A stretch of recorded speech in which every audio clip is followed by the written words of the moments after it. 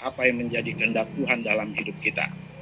Itulah yang menjadi semangat di dalam Jumat Agung ini. Peristiwa di dalam kengerian, di dalam penderitaan itu tetap harus dilewati di dalam semangat mengandalkan Tuhan dalam segala hal.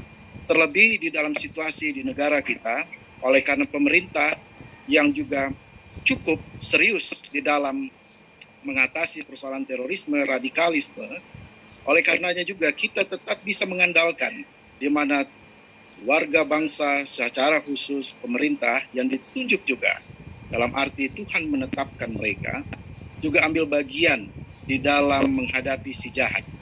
Di dalam kekristenan, persoalan yang demikian, aksi-aksi terorisme ataupun juga persoalan-persoalan kebencanaan, persoalan-persoalan yang memenderitakan itu tidak lepas dari penglihatan atau pengawasan Tuhan. Namun kejadian-kejadian yang buruk demikian bukanlah karena kehendak Tuhan, bukan karena datang dari Tuhan. Jadi Tuhan tidak menyebabkan kegelapan, Tuhan tidak menyebabkan penderitaan, Tuhan tidak bahkan mengizinkan terciptanya suatu bentuk kecelakaan bagi orang-orang yang ada di dalam pengawasannya. Dan yang datang pada saat peledakan bom, baik itu di Makassar maupun juga aksi penembakan ataupun juga pengancaman di Mabes Polri dan di berbagai tempat di Nusantara ini yang menimbulkan aksi-aksi yang mengancam kehidupan orang lain itu datang dari si jahat. Si jahat yang adalah kuasa yang tidak dikehendaki Tuhan, namun oleh karena si jahat itu datang sendiri dari manusia, tentu ini adalah perkara yang juga manusia harus selesaikan. Tidak semua perkara di dunia ini harus Tuhan selesaikan, atau Tuhan yang harus ambil alih, atau Tuhan yang harus membuatnya terbaiki. Tapi karena kejahatan itu, perilaku-perilaku yang buruk itu datangnya dari manusia sendiri, otomatis kita sebagai warga manusia, warga dunia ini, satu sama lain terdampak, tapi sekaligus juga harus sadar untuk ambil bagian menjembatani maupun juga beraksi memecahkan persoalan itu atau memadamkan permasalahan, memperbaikinya sehingga munculnya keadilan dan kedamaian.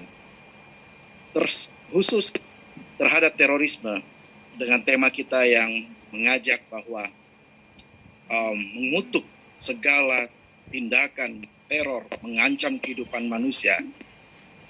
Secara khusus pula gereja-gereja melihat bahwa perbuatan yang demikian adalah juga perbuatan yang sama dengan tema yang dikatakan ini. Yang terkutuk, perbuatan yang gelap, perbuatan yang si jahat yang datang dari si iblis ini adalah perbuatan yang tidak boleh diterima atau diulangi. Diterima dalam arti kita mengabaikan, menganggap sepele, mengentengkan, dan membiarkan. Menganggap sepele, menganggap berarti bahwa ini tidak perlu kita ambil bagian dan membiarkan itu, biarlah itu mau terulang, mau tidak, nanti Tuhan yang berkuasa. Tidak demikian. Kita harus berusaha sebagai manusia yang tadi, yang menyebabkan permasalahan itu sendiri, ambil bagian dalam mengatasi persoalan-persoalan dalam kehidupan selama kita berada di dunia ini. Dan oleh karena itu, perbuatan yang terkutuk itu, perbuatan yang tidak diterima seharusnya oleh agama, itu sudah seharusnya umat beragama bersama-sama memeranginya.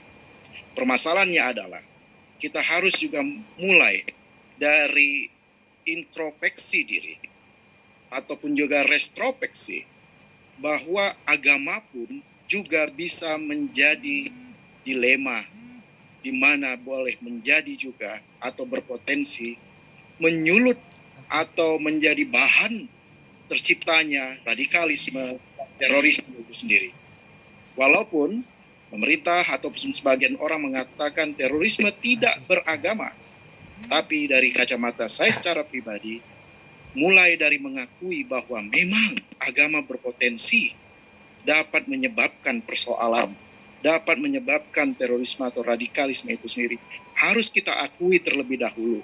Dengan demikian, itu boleh menjadi mula atau awal untuk terciptanya deradikalisasi, yaitu menginsafkan diri, yaitu bahwa menyadari, mengakui kelemahan-kelemahan di dalam setiap apa yang diajarkan oleh pemuka-pemuka ataupun warganya dalam memahami agama itu sendiri.